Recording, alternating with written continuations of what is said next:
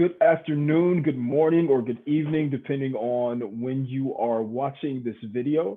My name is Rock Lash, and I have the honor of serving as the director for the Martin Luther King Jr. Scholarship Program at Ithaca College, the MLK Scholar Program, as we know it. I also have the pleasure of serving as the director for the Center for Inclusion, Diversity, Equity, and Social Change, which we so affectionately call the Center for Ideas because we love our acronyms at IC. My pronouns are he, him. I've been at Ithaca College since May 2015, and I'm dedicated to helping all Ithaca College students understand that there's how they experience the world, but then there's also how the world experiences them on the road to becoming better global citizens, which we want for all of our IC students. And I do so by working with powerful colleagues and professionals from student affairs and academic affairs across the institution and the Tompkins County community to create educational opportunities for our students by way of programs, scholarship opportunities, scholarship programs, workshops, and a whole host of different things, and being an all-around resource. So here to just give you a quick 30,000 foot view of the Martin Luther King Scholar Program at IC. The program was founded in 2002 under the leadership of Dr. Roger Richardson, as well as Dr. Tanya Saunders. So we have a almost 20-year legacy of Ithaca College's commitment to social justice and social change. The opportunity was created specifically with students of color in mind, right? As we think about the achievement and opportunity gaps within higher education, wanted to prioritize the experiences of those students, as well as honoring the legacy of the Reverend Dr. Martin Luther King Jr. So I want to direct your attention first to our MLK Scholar website. If you go to ithaca.edu/MLK, or students, I know our culture, us today, students and family alike, we love to Google stuff and just Google Ithaca College MLK Scholar Program. Either way is fine as long as you can get the information that you need to help you and support you along the way within this process. So our program is a 4-year program, comprehensive 4-year program, and there is a $25,000 financial aid award. Now, depending on your specific FAFSA, as reviewed by our Student Financial Services team, in addition to that $25,000, there may be additional merit-based aid that goes into your financial package from the MLK Scholar Program. And what we do is we promise that scholarship for 8 semesters for undergraduate students. So that scholarship is awarded 8 semesters for undergraduate students that remain in good standing. We require a 3.3 cumulative GPA at the end of each semester on a college scale, as well as some additional program requirements throughout the year that we can get into. And you can definitely feel free to reach out to me to ask specific questions. My email is rlash@ithaca.edu. And some of the grounding of our program, foundational, where we try to root the program in is the first year being civil rights, right? We lay this foundation and we kind of go on this trip, this journey, this experience together, right? We are very much into cohort-based models. And so as the instructor for the 3-credit US Civil Rights seminar that all incoming first-year students, first-year MLK Scholar students have to take, what I put into the syllabus is that, this is a Destiny's Child experience, okay? All of us are Beyonce and powerful within our own right, but we're doing a Destiny's Child experience, right? We're all going on this together. There's no lead singer, there's no backup. We all work, we play whatever role we need to for this learning experience. And we spend a lot of time myth busting, right? And unlearning certain things about race, about racism, class, gender, the intersections of those things, really figuring out, from the 20th century forward, what was the Jim Crow era? Who else outside of the Reverend Dr. Martin Luther King Jr. helped support the civil rights movement? Because for a lot of us, what we're given is Rosa sat, King marched so that we can all be here, and that kind of ends it. We get Harriet Tubman, the Underground Railroad, Rosa Parks, Martin Luther King, and that's Black History Month. But there's so much more that happens where we begin to, in this course, specifically in the first year, breaking down and getting everyone on the same page about what the civil rights movement was, how that still sets us up for today, beginning to, introduce new language around systems and structures, and really beginning to examine. And we also spend the second half of that course within the first semester, the fall semester, developing skills, right? Just a few weeks ago, we used Project Look Sharp, which is a tool and a resource here at Ithaca College, to talk about media literacy, right? And we talked about media and the role of the civil rights movement and how that was a tool for the Southern Christian Leadership Conference. Um, and so, taking that and saying, how do we decipher and dissect media today, and what's its importance as the message and the messenger, all right? And so, in the spring semester, we talk about, okay, how do we take this knowledge that we've learned in the first semester and then put it into real time practice? Um, and starting small with volunteerism as well as developing the student as a leader. And you can look at some of those things on the website to see, what's expected in the first year. Now, going from sophomore, junior, and senior year, there's a shift moving from civil rights and going into human rights, right? Just like Dr. King, he himself, and I apologize for any background noise. I got my chief of security here, my dog, and he is scratching and growling and hitting his REM sleep. So if you hear any background noise, I apologize. That's him. And so as we move into that human rights piece, um, we really began to think about and model what Dr. King he himself did from after the Civil Rights Act of '64, going into we've advocated for justice so that folks are able to sit at a lunch counter despite their race.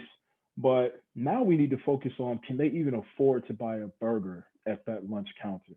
And so the human rights experience includes taking a seminar, working with our faculty and staff, developing research, travel, which is on hold right now, of course, as we're in a pandemic. But hopefully we can get to a place where we can begin to have that conversation again. And once again, all of these things are listed on the website. So just to share some personal insights with you, thinking about, if you're looking at the application, if you're wondering, should I apply? Is this program for me? Um, I encourage you and anyone to apply.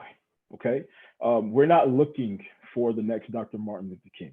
All right. We have so many models and movements that have given us something greater than the single leader model. Okay. And we're not expecting you to be the Reverend Dr. Martin Luther King Jr. when we review your application. And we're not expecting you to be that. We're not trying to mold you into that. I want you to see yourself in the center of this entire process. This is about you. Your college application process, it's about you, right? Where you choose to take this journey is 100% up to you. And we're never going to try to sell you anything. We're never going to try to change you. We're going to introduce you to some things. We're going to try to empower you along the way. And we're going to continue to ask you, what do you want your journey to be? Right? We don't tell MLK scholars that, this is what your focus of research has to be. This is what you have to be passionate about.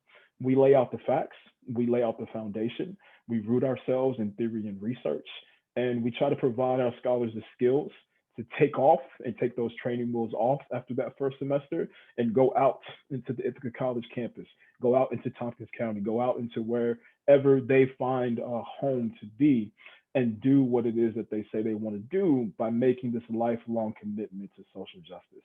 And for some students, that looks like thinking about environmental justice and its intersections with race and racism.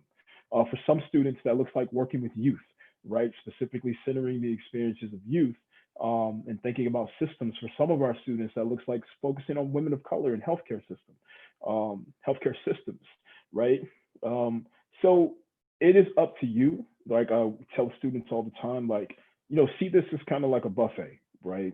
There's stuff there that's been laid out for you. What you put on your plate and what you choose to craft on that plate for your eating experience is going to be 100% up to you. We're trying to provide the tools and the resources necessary for you to do that.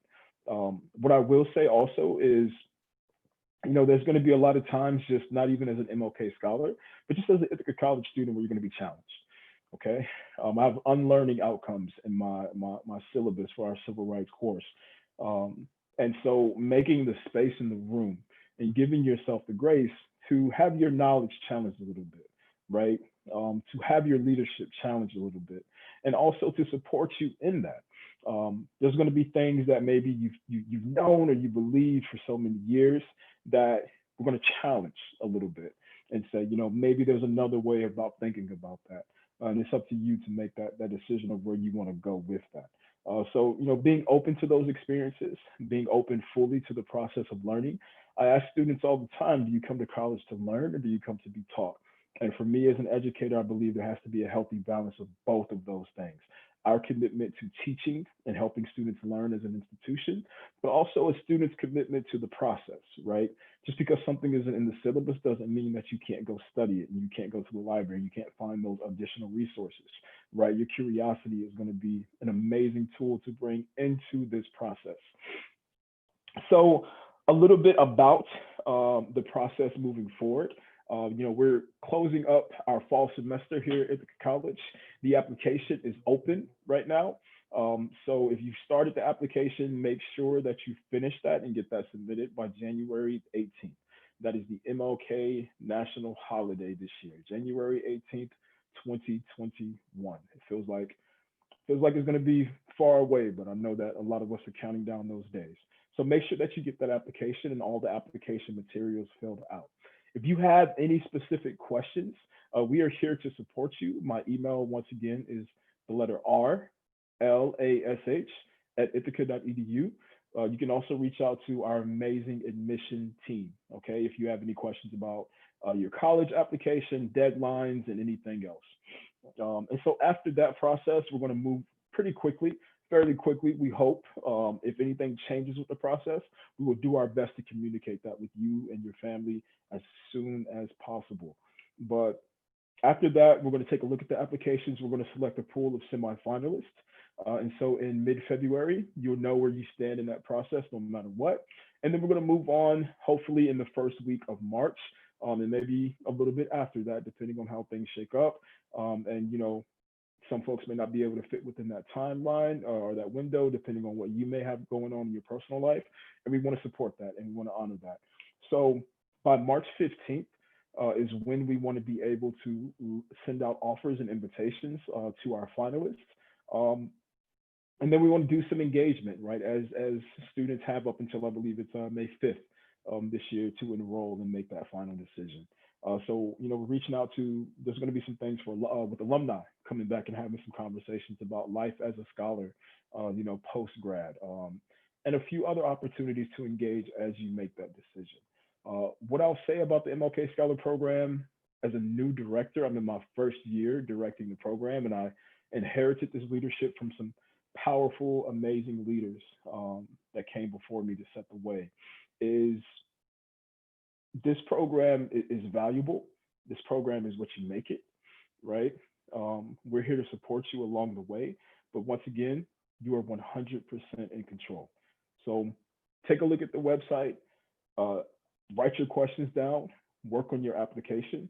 If you have questions, please reach out to us and let us know how we can support you in this process. So thank you for watching this. I hope that you'll watch the other video where we sit and we speak with some of the first year students about what life has been like for them in their first semester of college, first semester as an MLK scholar, and doing this remote learning in a global pandemic, right? And we're talking economic pandemic, the racial pandemic that we've had since the founding of this country, as well as the COVID-19 pandemic.